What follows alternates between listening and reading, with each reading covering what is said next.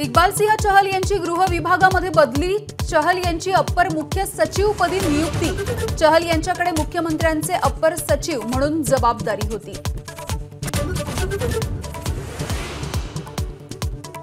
किमान 4 भिंतींच्या आड तरी महाविकास आघाडीचा मुख्यमंत्री पदाचा चेहरा जाहीर करा, उद्धव ठाकरेंची पवार आणि काँग्रेसकडे मागणी, सूत्रांची माहिती।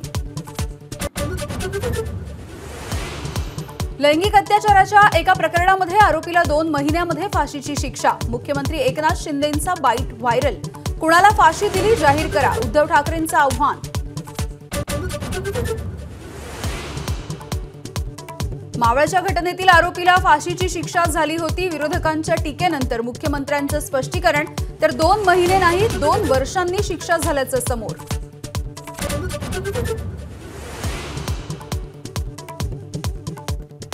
सेबी आणि अदानींच्या प्रकरणामध्ये ईडीनं कारवाई करावी, काँग्रेसची मागणी। मुंबईमध्ये ईडी कार्यालयावरती मोर्चा, पोलिसांनी अडवला मोर्चा।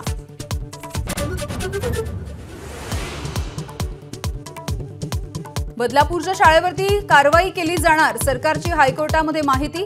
सविस्तर प्रतिज्ञापत्र सादर करण्याचे कोर्टाचे निर्देश। लोक रस्त्यावरती उतरल्यावरच सरकारला जाग, कोर्टानं सुनावलं।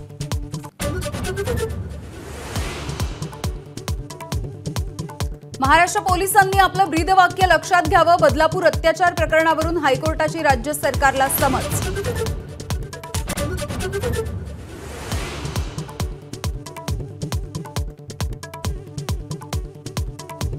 बदलापूरच्या घटनेमध्ये राजकारण दिसत असेल तर मुख्यमंत्री सुद्धा विकृतच, उद्धव ठाकरेंची कडाडून टीका।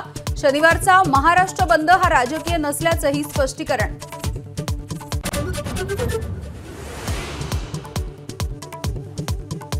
कोल्हापूर जिल्ह्यामध्ये शिये गावात 10 वर्षांच्या मुलीची बलात्कारानंतर हत्या, 2 संशयित पोलिसांच्या ताब्यात। ठाण्यातील नामांकित शाळेमध्ये 2 विद्यार्थ्यांच्या डोक्यात पट्टीनं मारल्याचा आरोप, मनसेचे जिल्हाध्यक्ष अविनाश जाधवांनी शाळेला विचारला जाब।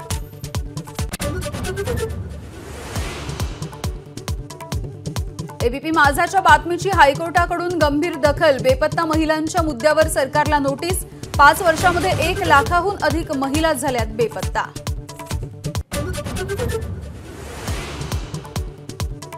25 ऑगस्टला होणारी एमपीएससीची परीक्षा अखेर लांबणीवर, नवी तारीख लवकरच जाहीर होणार। आयबीपीसीच्या परीक्षेच्या दिवशी येत होती रविवारची परीक्षा, तर काही विद्यार्थ्यांचं आंदोलन मागे।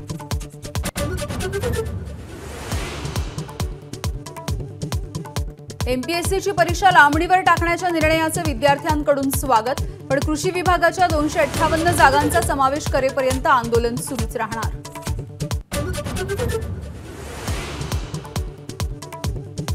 कोलकाता बलात्कार प्रकरणी सर्वोच्च न्यायालयामध्ये 5 सप्टेंबरला सुनावणी, निदर्शनं करणाऱ्या डॉक्टरांच्या विरोधात कारवाई करू नका, सर्वोच्च न्यायालयाचे पोलिसांना आदेश।